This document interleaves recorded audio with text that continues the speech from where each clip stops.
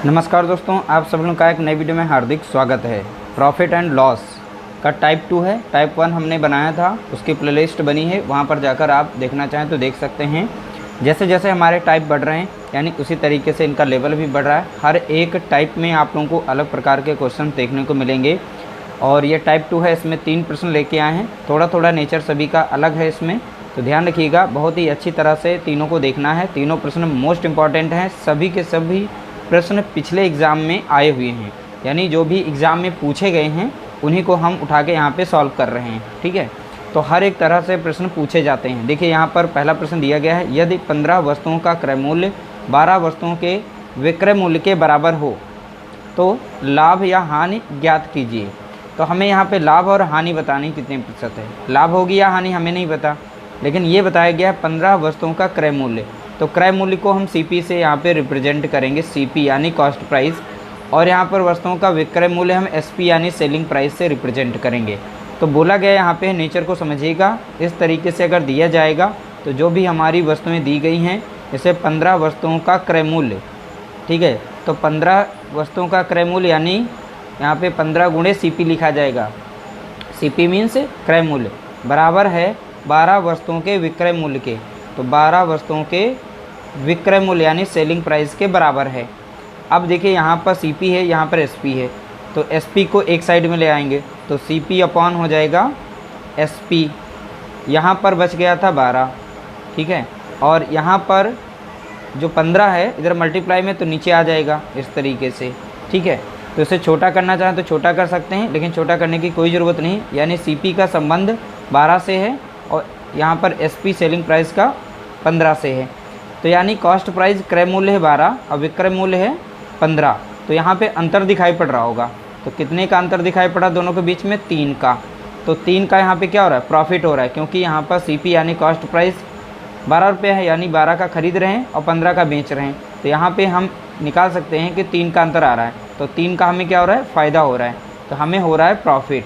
तो यही हमें यहाँ पर ज्ञात करना था, प्रॉफिट परसेंट। तो प्रॉफिट है 3 का और सीपी इसका कितना है? 12, तो 12 लिखेंगे।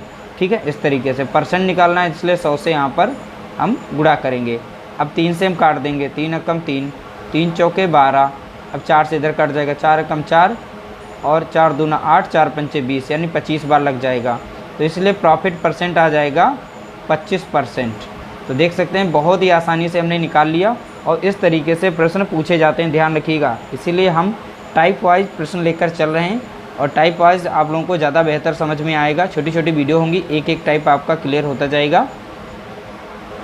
अगला प्रश्न दिया गया, यहाँ पर है 15 संतरों का विक्रय मूल्य।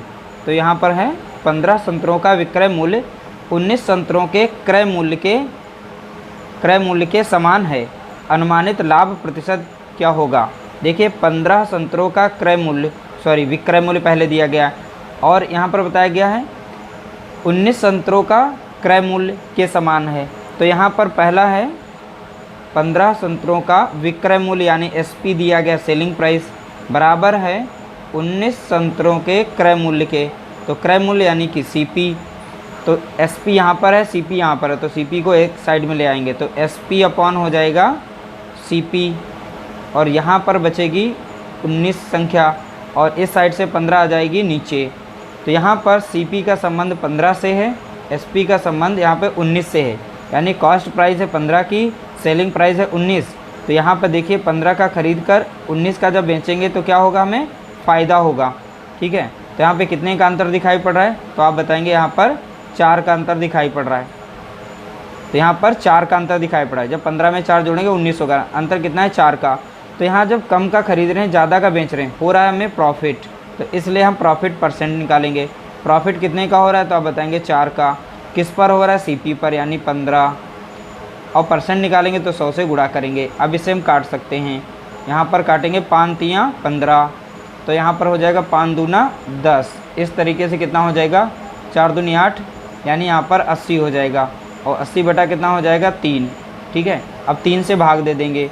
3 से भाग देने के लिए देखिए यहाँ पर हम दशमलव में लेके जाएंगे तो 80, तो 3 दूना 6 लगेगा यहाँ पर।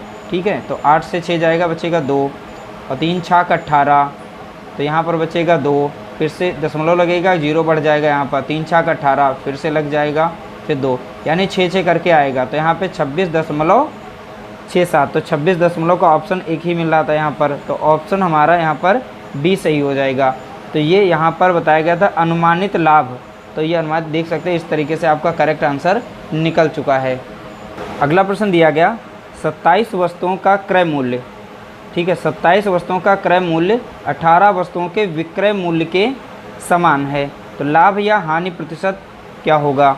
देखिए यहाँ पर जो भी वस्तु दी गई, जैसे 27 वस्तुओं का क्रय मूल्य पहले बोला गया यानी CP बराबर है 18 वस्तुओं के विक्रय मूल्य यानी SP के, तो यहाँ पे CP लिखना है, SP को इधर ले आना है इस तरीके से, बराबर में यहाँ पे बचेगा 18 और यहाँ से ये गुणे में तो इधर आ जाएगा भाग में 27। अब यहाँ पे देखेंगे CP का संबंध 18 से है और SP का संबंध यहाँ पे 27 से है, यानी कम का ख़रीदा गया, ज़्यादा का बेचा गया, तो अंतर यहाँ पे देखेंगे कितने का हो रहा है, तो यहाँ पे 9 का अंतर हो रहा है। कितने का अंतर है? 9 का।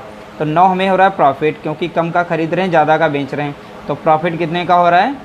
9 का। तो प्रॉफिट परसेंट निकालने के लिए प्रॉफिट ऊपर रखेंगे, CP यहाँ पर है 18, परसेंट निकालना है 100 से गुणा करेंगे, ठीक है, 9 कम 9 और 9 दूनी 18, 2 से 100 को भाग देंगे 50 बार जाएगा, यानी प्रॉफिट परसेंट हमारा कितना आ गया, तो आप बताएंगे 50%, ठीक है। इस तरीके से ऑप्शन बी हमारा यहाँ पर करेक्ट आंसर हो जाएगा।